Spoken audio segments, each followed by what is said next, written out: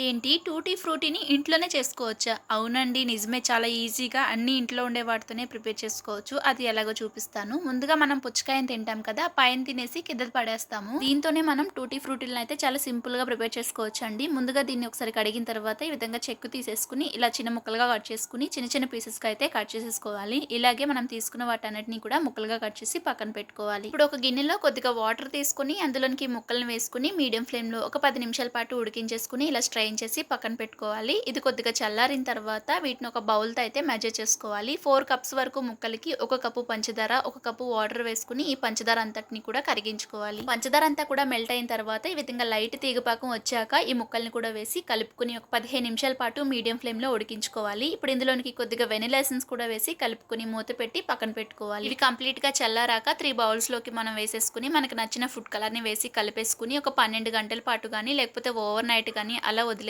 Morning ఒక ప్లేట్‌లో వేసేసి ఆరబెట్టుకోవాలి. ఒక 2 అవర్స్ పాటు ఎండలో గాని, ఫ్యాన్ కింద గాని ఆరబెట్టుకుంటే మనకి ఈజీగా ఇంట్లోనే టూటీ ఫ్రూటీ అయితే రెడీ అయిపోతాయి.